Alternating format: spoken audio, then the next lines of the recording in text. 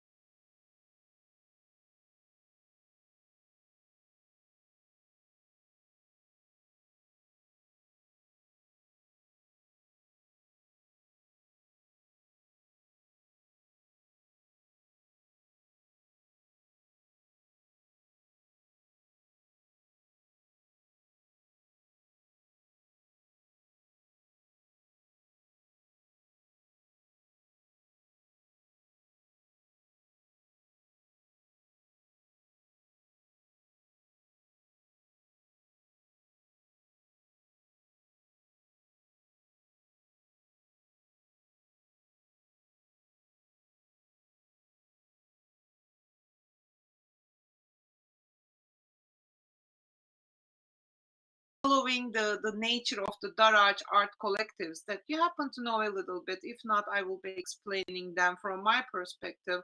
Is that in the nature of the Daraj, there are some randomness and there are some togetherness. So the digital versions of the Daraj art collectives, we've been working through the same spirit, I would say. I wouldn't say methodology or anything because it was more like this random growing projects together, either as a virtual reality work or as an augmented reality work. So anyway, so I repeat again, my name is Güzden Varınlıoğlu. I'm teaching at the İzmir University of Economics in Turkey. My background is architecture. I graduated as an architect with like some other degrees in design, and even in like I had an interest in archaeology. So these are a few series of projects that I've been doing in several other places. Like you can check online. That's not like the focus, but in all over the projects that I am showing here, I'm exploring the digital. So I've been exploring digital in terms of the digital fabrication, as you can see in the first slide, like computational tools in architecture, especially with a focus in architecture. And then the second one is about art history. It's like the virtual reality tour that we created for an ancient site in Turkey. So we remodeled the site and together with the archaeologists, of course, and we built a little virtual reality game out of it. So it's combination of what is seen as and what remained from the years and what the archaeologists are seeing or imagining about these buildings. That's one is about this temple and one is about the theater, the ancient theater that we have in Turkey. Or sometimes the digital tools happen to be more thought of more like analysis tools so that the archaeologists can visualize virtual reality in order to have their interpretations about these sites. Or sometimes, as you see at the bottom that I just recently started, it's like we just created a mobile game, a serious mobile game, so that we just like teach the history to young people. So in a way, following the methodology of like learning by playing. because now the game industry, not only as an industry, but like the game logic and how young people spend their time in the games taught us that we can teach them some information through these games. Or back in the early days when I was doing my PhD, I had an interest in underwater archaeology. It was about the virtual museum of underwater culture heritage. So not only on land, but at other extreme environments, I've been doing some kind of a visualization of some works. Of course, this focus was more in the, I would say, scientific part. That's why I want to say that I can never call myself as an artist, but I've been working now with, like, luckily now with some artists of Darağaç. So in a way, all the projects that I will be presenting today in Darağaç neighborhood, please like look from a perspective of a researcher or an instructor at school, or an architect. I can say digital architect, but not rather like from an artistic point of view. Anyway, so these are some of the previous projects that I did. If you are curious about what I did before, oops, please remind me, and I hope I can skip it.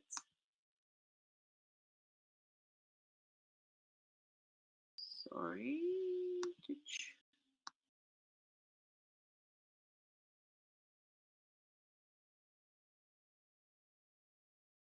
Yes. Okay. Now, sorry, it took me some. My computer is as old as, I mean, a bit younger than me, so it's not working perfectly. So, about the topic of this talk this week, this week, as like the first one of this week, actually, I will be exploring what we did as a digital Darağaç team.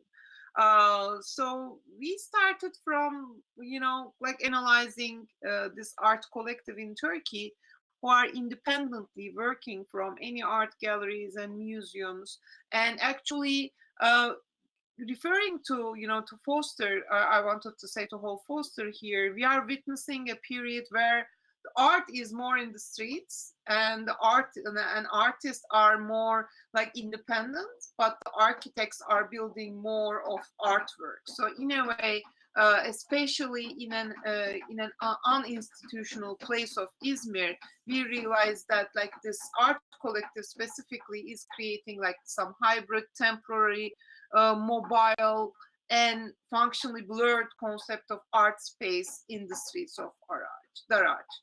So what we were thinking is that, is there any way to collect these artworks together so that we create an interactive and immersive reality out of it, through and following the spirit of Darağaç?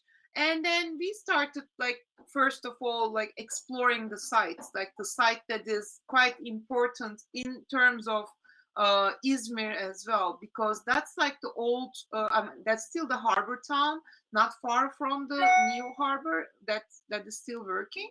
But also that's the industrial city. That's the old industrial city of Izmir. As you can see on the map, I mean, doesn't matter you are from Izmir or not, but you see the yellow point over there as Darağaç Art Collective, the streets of Darağaç that you will happen to see in the in the slides.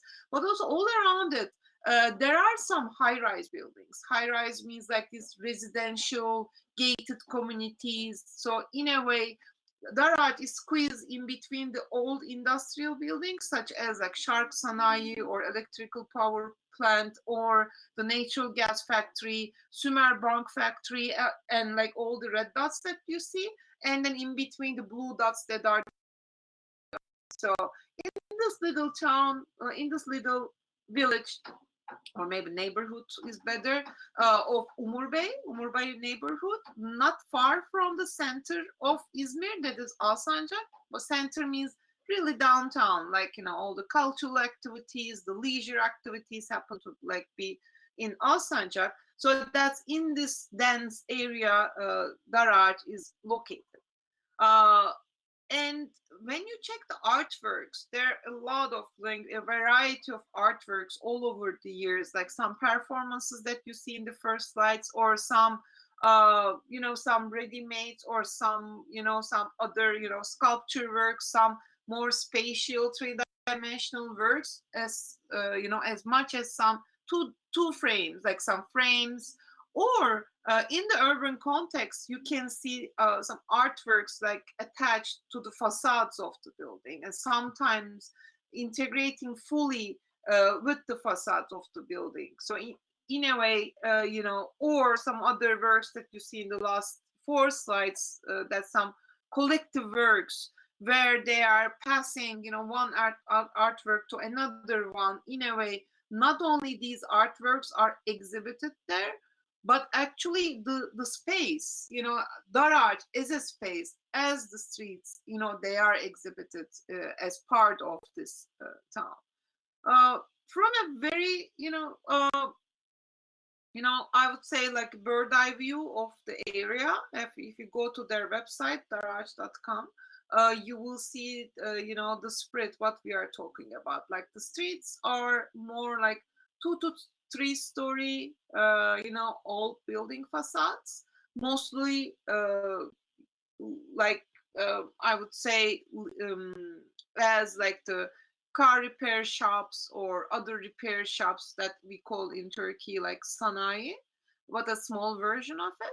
And the artists happen to settle down in these areas because they could rent like a huge spaces as like their ateliers for such a low budget, I would say. And they started like changing the whole city, all over the years that I will be talking about. Unfortunately, I missed them since the beginning. They started in 2016 with their first exhibition, and in 2017 they started like doing and continuing their annual, exhibitions. But my random meeting with Darağaç people happened in their Darağaç 3 exhibition in 2018. I was in Alsancak, and I wanted to like, take my car and go somewhere.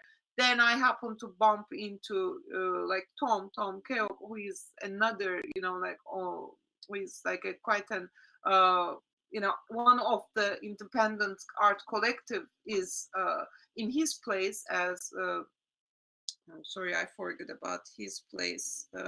Anyway, Tom's place. And then I met these people, Darağaç artists.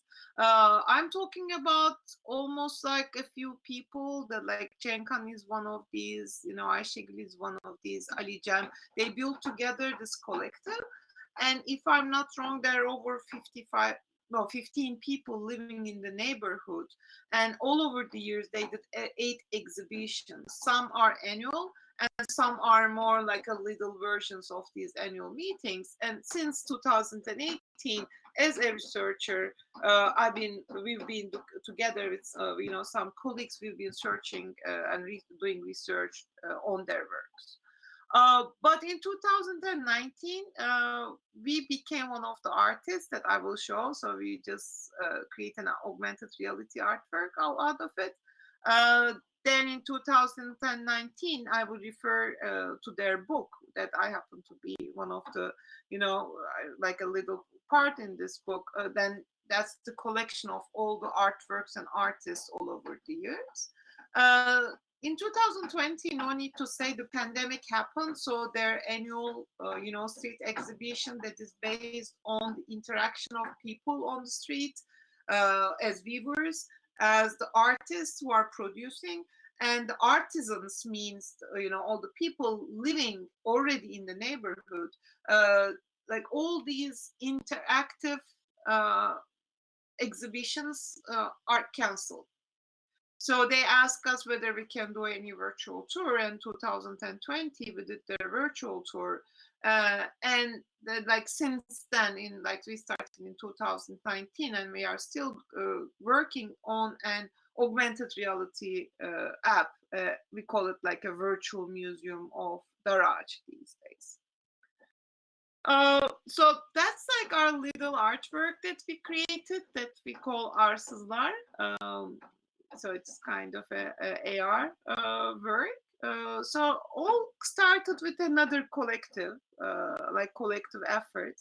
The illustrator Sadi, was interested, and he was putting to his Instagram some of the works that he's creating. And one random person, Mami, actually, created the 3D model of his works. And then during their fourth exhibition at Darağaç, we decided to, include these things, but not in real, but rather in virtual. So for that, as you can see in this little video, uh, we designed a little QR code that we painted on the streets again, and we picked actually 2 spaces in Darağaç. And then we made some mock-up models, whether it's working as simple as on a paper, then, through this code. We use very conventional AR tools at that time. Spark AR, that was not really, it is still quite powerful, but it's now known as like the Instagram filters. But through the Spark AR, we just let people to click to the link and check the artwork through their phones. So it was, I guess, the first augmented reality artwork that is exhibited in Darağaç. So everything that we have recorded was like one day event. So it was through the screenshots that we just collected, and that's the team actually that we just put them together. Anyway, so as you can see, with some trial and error, in few days we happened to create this augmented reality artwork all together with the team. Then sorry, my computer is a bit slow. I'm trying to pass this.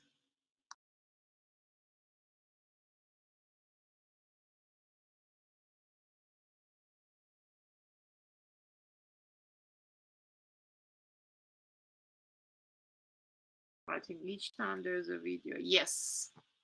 Yeah. Anyway. Then after this very short and quick artwork, we wrote a project to have this virtual museum. The virtual museum was in my mind for a long time, actually. But by virtual museum, I'm not saying that we go and digitize the artworks that are already in a museum, but rather we wanted to use the occasion of Darağaç being so independent, being so independent of space and independent of time at the same time, and independent of artists and institutions. Then we know that there will never be a Darağaç museum, so that's why we wanted to recreate this in the digital domain.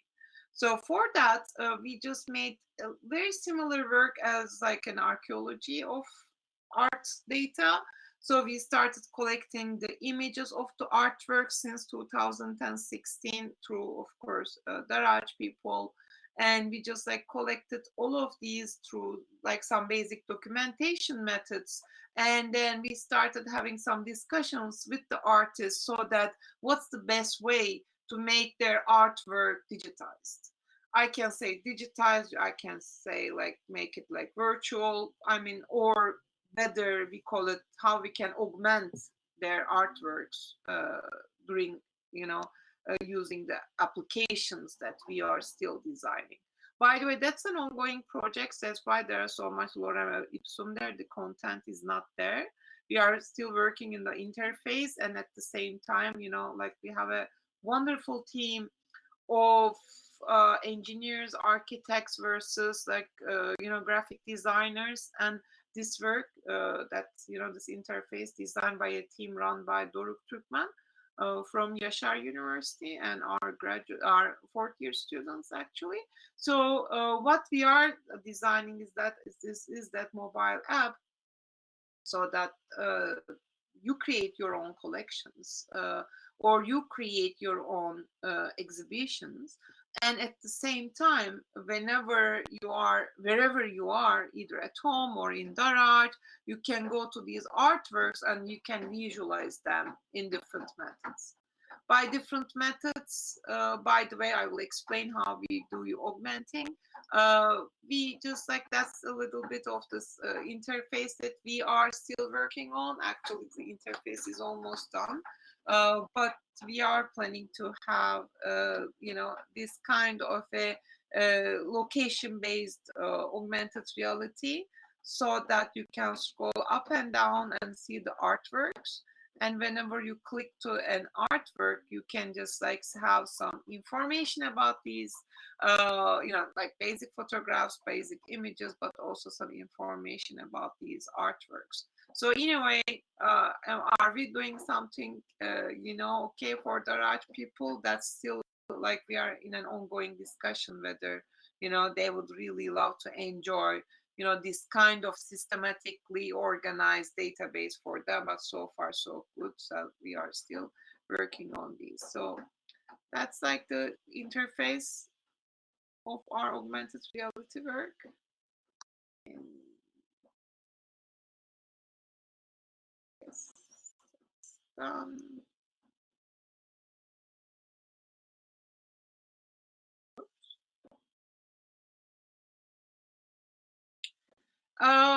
So I said augmenting the artworks because some of the artworks are not there. Where when you go, you will see that they disappeared. That's the part of this Darağaç project actually. So the least that we could do for the ones who do not exist anymore, we just created some kind of a movement, so that you can experience the artworks in a different way, or in like these other works.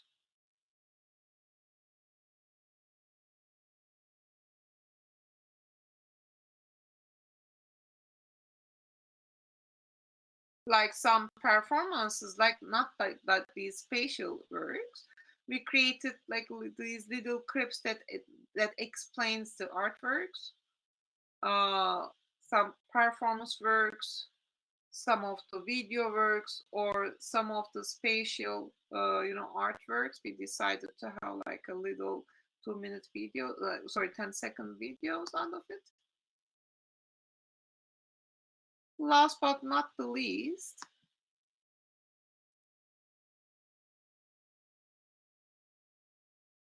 and that's part that we are still working on, we started modeling the artworks. As you can see, that's Ahmet Yörük. Or like another work by Ramazan Can.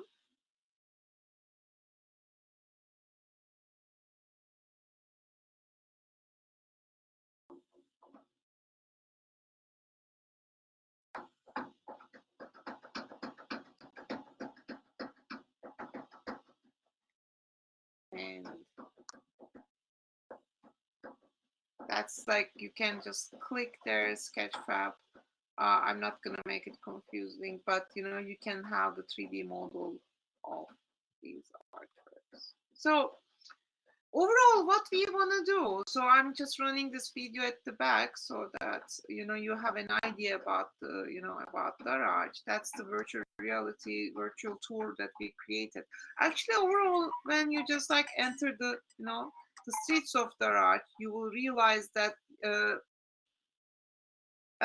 everything looks a bit too random, but they create a whole together, and there are some layers and layers of data. So for example, one year Cem Soner created this work, and another year another artwork can come and share the same context, the same art context.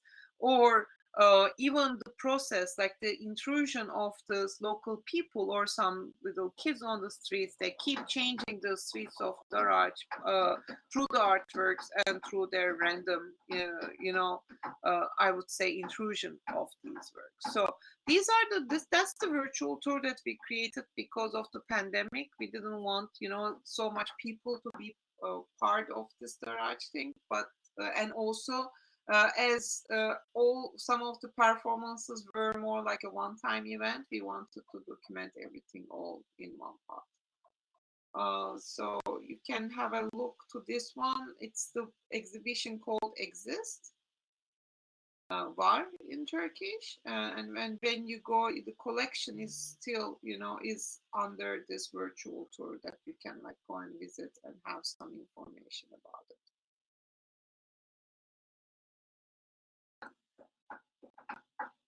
And now, last but not the least, we are still working with some other projects about the digital versions of Darağaç, but about that one is that, like, that during the a'21 festival, during the hackathon, we will be using Darağaç as a canvas.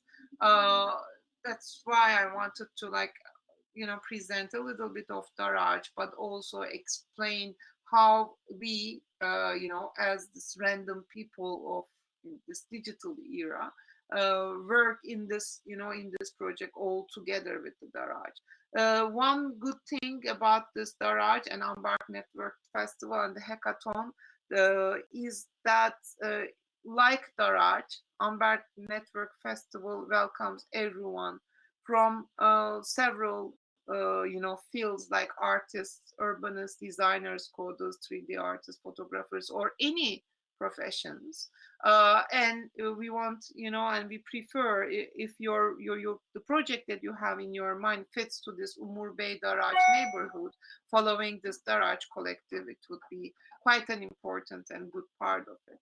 So I didn't mention much about the urban transformation of this area, but of course there's a threat from the people, from the local government, because that's a site that is next to the harbor.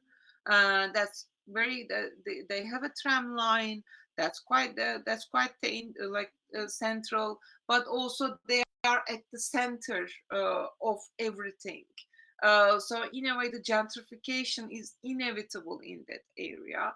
But then, like, Darağaç people being more popular, but at the same time, it might just lead to an end where they will not be able to find any atelier to rent in that area. So it's kind of a dilemma that they are having at the same time. But also, very randomly, this site has a refugee center. So all the refugees or immigrants, they happen to get registered in that little neighborhood. It's not related to Darağaç Collective, but again, it's in the spirit of this land that we see in Darağaç. And of course, the urban texture is constantly changing with any artwork. We just provided here seven streets that you can explore.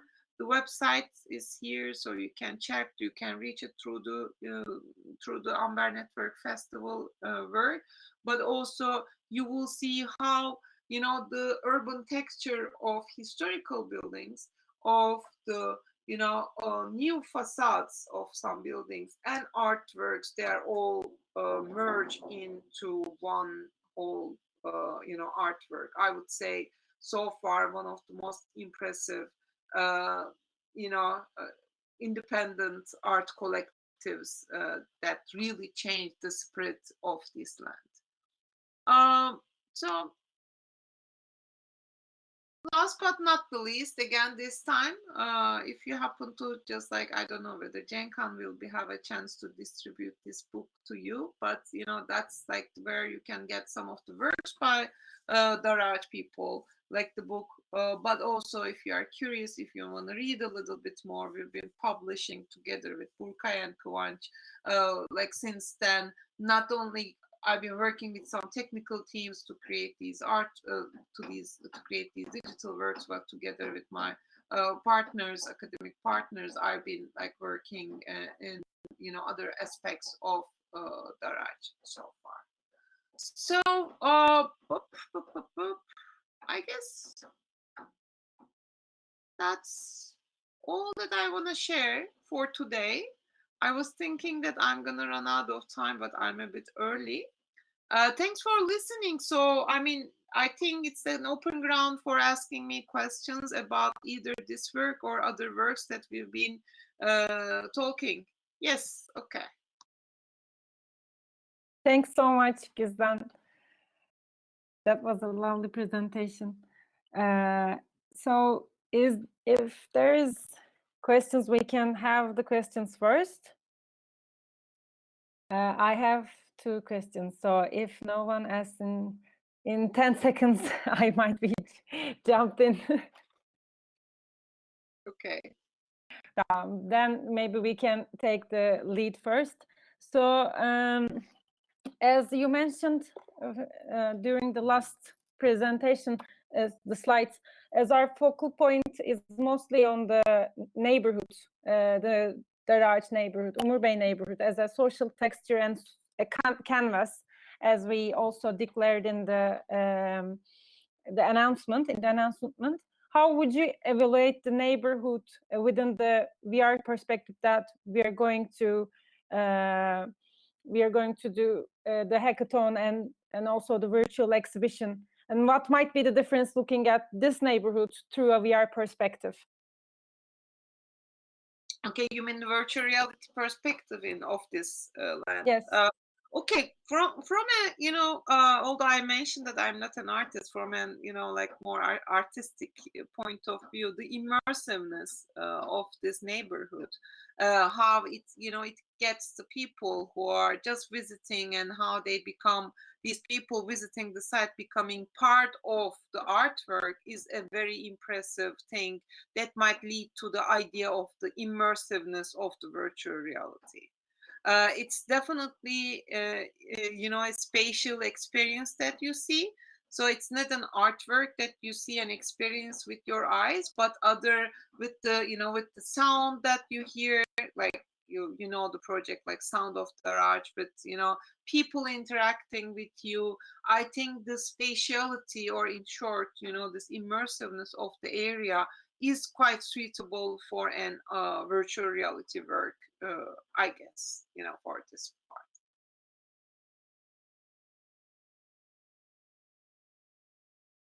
Thanks. Esra, do you have? Also, I have 2 questions.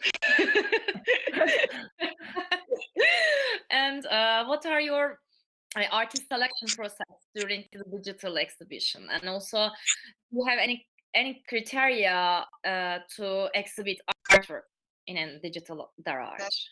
Yeah, that's a good one. We are still working on it, actually. First of all, it's not an easy process. So digital curatorship is another, thing that includes some technical aspects, because we are talking about not gigabytes of data, but we have to limit all the models and everything in some little kilobytes. That's first of all, the technical part. Second part, the dialogue with the artist. That's the part that we are working on. One of my master students is working how we can digitize, what would be the methodology of digitizing an artwork. Is it like the photorealistic that I showed like that, or would it be maybe like creating like animation or some performances? But so far, the basics that we have shown are more about, documentation. Almost as simple as an archaeological documentation. Then we will go to the next process, is how can we augment the artwork, and maybe in the future, if we have further effort and time, how people can really work collaboratively to create in the augmented environment. That would be the next step. We are not there yet, but that's a very important question. How do we digitize, and how do we augment the artworks? so far still like up in the air in our minds. Yes, that's a very good one anyway. The second one? The second question? one, do you have any content criteria to the exhibit their artworks? That's you know, yes and no, actually. Our criteria is a little bit more superficial, I would say, is that, you know, we want them to be as immersive as possible, as three-dimensional as possible. And at first, together with Ekmel Hoca, we just we went through the neighborhood and we picked some artworks, but when we happened to work on the desktop, we realized that these artworks are not the best ones to augment, you know, technically. So it's a combination of this dialogue. It's like we are doing this collective design, collaborative design. Actually, we are designing together with the dialogue with the artist. The criterias were more about their three-dimensionality. But the more we work, I think more criterias will pop up under this topic. Okay, thank you. Yes. Any other questions? Questions, okay. Maybe Cenkan is here. Is he? I don't know whether Cenkan and Aliya. Darağaç İzmir. Yes, Darağaç is seems they are here. Yeah. Can I ask one question? Sure. Yes. I'm wondering, is this project is kind of intervention to the urban condition of Umurbey neighborhood? Are you the purpose is like that? Yeah, kind of intervention for future of this neighborhood. Is there this kind of aim in this project? That's a good one. Intervention to the change in the neighborhood. We hope we can. Yes, of course. Every academic research, and especially, you know, any critique about the gentrification, the, you know, very violent gentrification of this area. Of course, that's something that we do critique, but I don't know whether we will be strong enough to do an intervention in the process. I hope we can. But I hope, like, we as academicians and, you know, these digital architects, if we are that strong, it would be wonderful. But so far, what I can say that we are working hand in hand with Darağaç people. So whatever their methodology is, because it's their life anyway, and their ideology, we are following them. But are we going to be strong enough to change the policies in that neighborhood through these websites? Maybe. I mean, we hope so. Yeah. What do you think, Aliya? Yeah, that's a really good question. Yeah. I don't know, but I think that it's this is a step, and I would like to add something actually, because I would like to go to the beginning of this project, like the last year's the first days of quarantine, and we were having online meetings as a collective, and we were thinking about the possible ways how we can make that year's exhibition, which is referring to last year's exhibition. So when the VR idea came up, the first question was, because what Darağaç offers is something, as Güzden said, something very physical, something that is based on face-to-face communication, having beers in the corner and going to houses of people because you're invited, and going to the stores of the neighborhood. So you have something that is extremely physical, and how you can reflect this environment in a virtual space. So this was our main question. In the beginning, we were hesitant actually to move on the project, but when we dive into the details, this is not something like a virtual exhibition or online exhibition. This is something more deeper than that. It's way more immersive, because as Güzden said, there is an archaeological aspect of this neighborhood, because when you look to a certain wall, you're looking to a mural, but there are layers of murals in this wall. So this is something to think about as well. When we were having our meetings, we thought this would be an opportunity for us. The Darağaç Virtual Reality project would be an opportunity for us to create some sort of an infrastructure, a base for the previous year exhibitions as well. So, and also as Güzden said, this is a learning process for us too. And I happen to be the one that who are taking the photos while we're documenting the artworks. And for me, as personally as a photographer, this was something challenging for me as well, because I am also learning the process, how you can transfer something very physical into something into an immersive platform. So this is something that we are also learning as a collective. So, and also I would like to add, because this is an immersive project, this is also something extremely challenging to do so, because this is something physical, and the platform that is created for this physical simulation is also something very immersive. So this is what is challenging, and I think the result is something really nice, something that we are really proud of working with this great team. I wanted to add this actually, and if you have any questions about the neighborhood, I would love to answer also. Thank you. Yeah, it looks very exciting. I just wonder if it initiates some communication and some kind of collaboration with the neighborhoods, as in particular the neighborhood residents, and if transforms into another thing for the future of For the residents of the neighborhood, we try to explain Darağaç Virtual Reality and what it is and what are the aims of this project.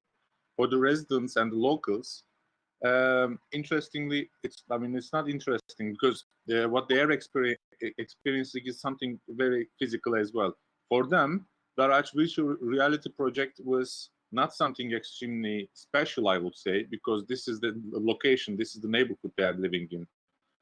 For them, for some of them, it was not different than having photos of the neighborhood. But Darağaç Virtual Reality opened up another door, which is actually destroying all these obstacles, the physical obstacles that if you want to be in this neighborhood, you can, and if you're not able to be here physically, now you can, and you're in an immersive platform also. The Darağaç Virtual Reality, I think, got this positive feedback from people who never been in this neighborhood, and this is something very special when you think about it, because it's when you're walking, in every 5 meters you will see something else. I mean, sometimes if you would like to experience the whole street, it will take half an hour to walk from one end to another end, because every 5 meters you will have another story, you will have another artwork, or you will see a piece of an artwork that is story that it has another story. So this was something like that. Okay, thank you. Yeah, very good questions, Güzden, though. Yeah, yeah.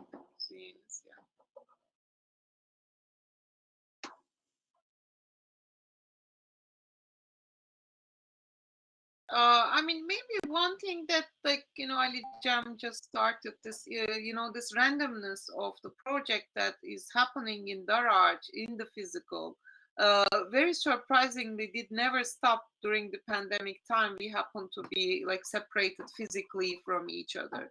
It's been some years, and we are producing more and more through the spirit of this Darağaç. That's a very, important one.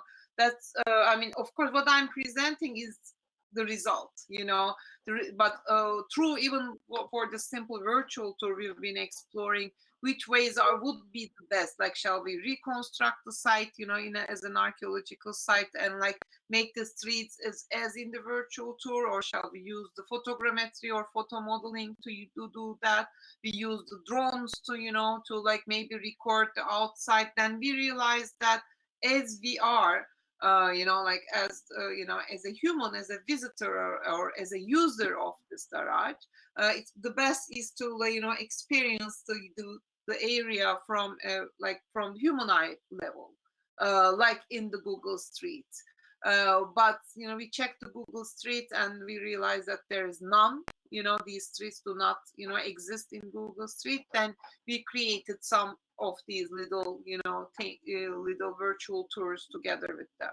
About the augmented reality work, the mobile app that we are still working on, we will see the results. We will see, and we will see how many people will be downloading that. Would it be really a virtual museum, or would it be too much of a museum site that we might not really like the museum gallery site, or would it be more the randomness of the virtual? That's most probably we will start seeing the results in 6 months, when we will see people downloading and using the app. Mhm. Any other questions or any additions? Is there any other neighborhood in Izmir that you want to transform? Okay.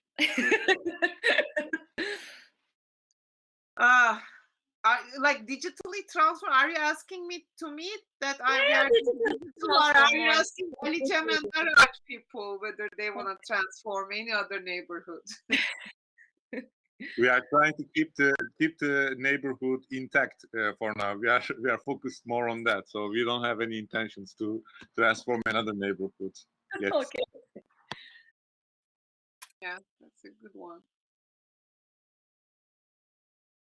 Of course, we see some similarities in other countries, but some in Turkey as well. The artists, just like living in an area and changing the the neighborhood, and then these neighborhoods, they become more expensive than they were initially, because if we are talking about land, we are talking about the habitation, and we are working about people's income and this kind of thing. Art might seem a little bit secondary, but in these neighborhoods, you realize that art is the leading force for people to come and experience these spaces. That's why, like, since day one, since I met, with, I'm not talking about collectives, but also the streets of Darağaç. I mean, I was impressed. I'm not part of them, but maybe I feel like I'm part of them already. So I hope we can pass this emotion to you and to your artworks during the hackathon.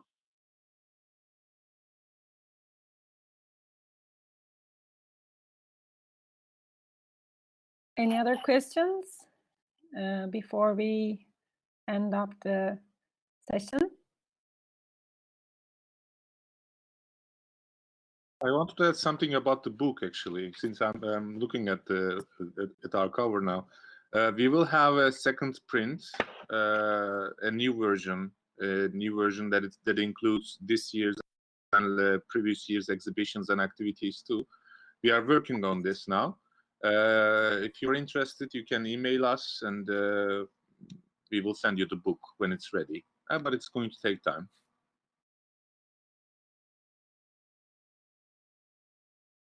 Maybe for the last question, as far as we know that, Güzden, you have students that also attending to the VR Storytellers program, this workshop, the whole overall program. How do you integrate your VR practices into the academic environment? That's interesting. Yeah. Actually, most of the works that I presented were like mostly academic work, like results of the academic research. That's why I quickly passed this game that we created, not only as a virtual reality, but also game, because there's this new, how can I say, when I started working in the digital environment, like about these computational tools, people were more hesitant of realizing, because people were thinking that the aura of the real life will never end. But now during the pandemic time, we realized that, that's something inevitable, and it came. And we realized, the distant, like we are seeing the history now. I mean, we are really at the turning point, and it's not about the academic work or artwork, or even in our daily lives, we are seeing the inevitable influence of digital. So I mean, how are they related to my artworks? I mean, to my academic works? Usually what I do is that I do academic works, and then I pick the right environment to display that. It might be a game, it might be a virtual reality work, it might be like an augmented reality work, or it can be, none of these digital stuff. So that's why I never think that, including my students and referring to them, I never mention about the tool. The tool is something that you pick after you have an initial idea. That's why all the works that I presented, they are based on the research first, then we pick the right tool and different technologies. I didn't mention most of the techniques or programs or software that we use, because I feel like these are some, little additions to what we want to do. So for the hackathon, I can say that, like, have the idea first, then you will find the means. Yeah. Thanks a lot. Okay. So I think slowly. Ahmet is typing. Maybe I can convey his message. Also, during this 8 minutes, I want to make a small announcement, if it's okay. The Thursday's event that would be made by Mohsen Hazrati was postponed to Sunday, 3 p.m. CET. So please keep it in mind that the Thursday event was postponed to Sunday. Ahmet was right. Thank you. Okay. We are waiting for your questions. And for tomorrow also, tomorrow we will be listening to Suheyla Golestani's presentation at the same time. So until then, maybe we can say goodbye. As far as I understand that we don't have any additional questions. We can thank Darağaç and Güzden Varınlıoğlu, Ali Cem specifically also.